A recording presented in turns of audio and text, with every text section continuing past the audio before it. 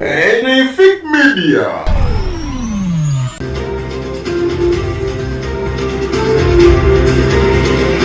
Embera y'omubaka Shamim Malende yelakiriza abasawo. Embera isinungi. Ate yekiriyo wakiwanuka wanono nga yatone jeno w'eggwanga lino Uganda. Atabukidde aba National Unity Platform abamulumbi wali mu Switzerland ngali n'aba UN. Amasasi ganyose ku polisi y'ekyanja wali era abantu bangi bavuddewo ng'ekyamazima obulamu babulina naye nga bali mu kyekango ky'amaanyi.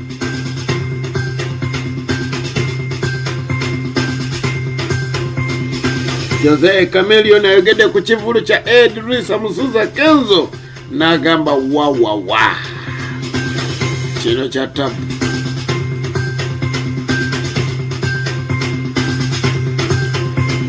Amanyamuzuka Alhaji Abdul Mnyamishafi Klwanga mugamcha mwena bali mbitondi by'eggwanga eby'enjawulo kansiwete bikimu kitambula maredadi sana nyingidewo nno nyingidewo jokera ndino tubeera n'emito wano ku TikTok ne Facebook atamuli gaffe mbujjovu ne tubeera nago wano ku YouTube.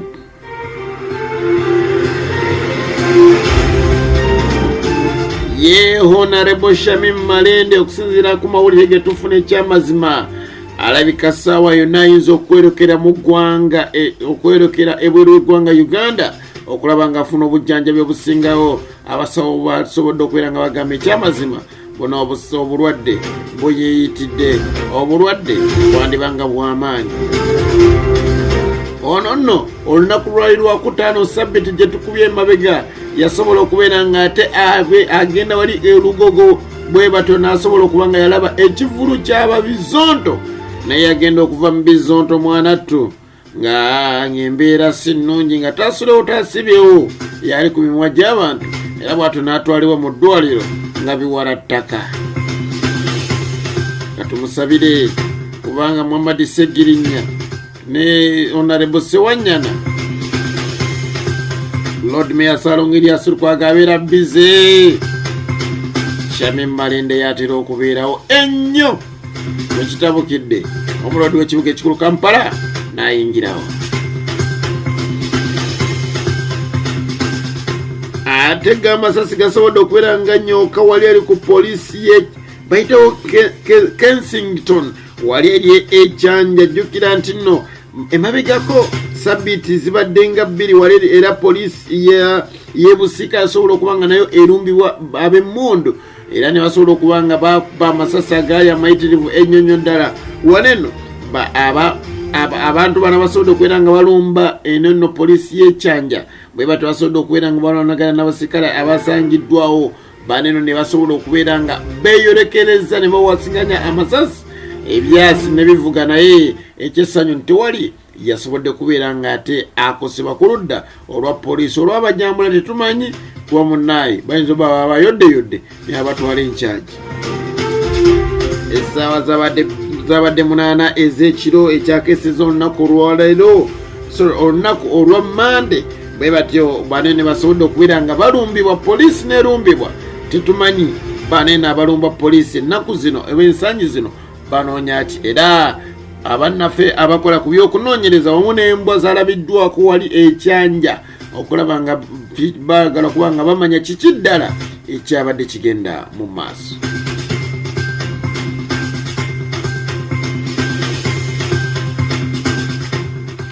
Attorney General w'eggwanga lino Uganda amanyikiddwa nga Kiryowa Kiwanuka aba Express mujjukira bulungi nnyo ddala era mumumanyi ono no y'omu ku bawagizi bammwe abasinga era yaliko ne chairman akyali chairman bwensobera owa Express FC. Ono nno y'omu ku ba lawyers wano mu ggwanga Uganda abaweebwa ekitiibwa era ne taata we Jole Kiwanuka abantu ekyamazima buli bwe bamujjukirako Jole Kiwanuka bagamba yes yali musajja wa tabu. Kakati ono nno yaweebwa Attorney General yabadde wali agenze ku international panel okulaba nga ateeseza eggwanga lya tulino eno Uganda okwogera ku bikiddala ebiri mu ggwanga lya tulino Uganda bw'atyo yaweereddwa omukisa yayimuse wali mu kibuga Switzerland musore mu ggwanga erya Switzerland mu kibuga Geneva bw'ate n'asobola okuba nga yawaanye Uganda nga bw'erina demokolasi etalabwangako.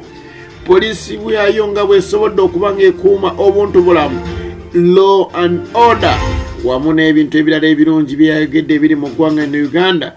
Bannansi baavudde ne bagamba teyandibadde ggwe. Bwe bati ne basalako ekizimbe omwabadde meeting eno sinakindi, bwe bati ne bayingira ne mu kizimbe munda ne bakawuukira omukulu ne bamugamba byoyogedde tosobola, kaakati biddemu tukulabe, biddemu tulabe. Kiryo Wakiwanuka avudde bwati n'asobola okuba nga essira sinze liteeka kuba national unity platform nti be basobodde okuba nga bamulumbagana babadde mu bukofiira bumyufu.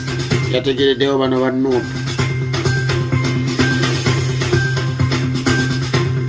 Ate ye Jose Chameleon bw'ati yasobodde okubeera nga avaayo nayogera ku kivulu kya Kenzo ekyalidde kimanyikiddwa nga Eddy Kenzo Festival Kololo Airstrip.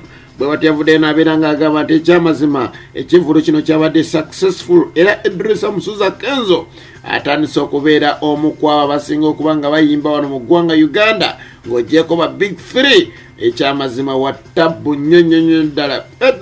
Jose Chameleon yavudde bw'ati n'asobola okubeera ng'agamba nti Kenzo emu ku byasobodde okubeera ng'alaga nti ekyamazima bisoboka kwe kubeera nga yabadde musaale mu kutegeka ekintu kino, era bwe bati abantu bangi basobodde okubeera nga bajja kuba yakiranga. Abantu bangi bakola shows ne bataziranga ne batafuna bantu ate ne bakolima, naye ye Kenzo buli kimu yakikoze. Omukama akunkomere.